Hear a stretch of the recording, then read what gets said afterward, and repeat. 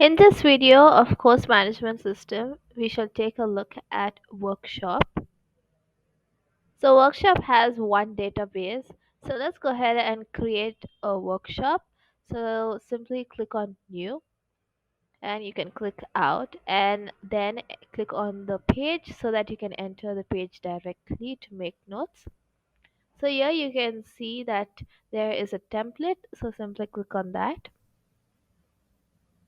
And once the template is loaded, here you have all the format and we have a planner which is to do, in progress and completed.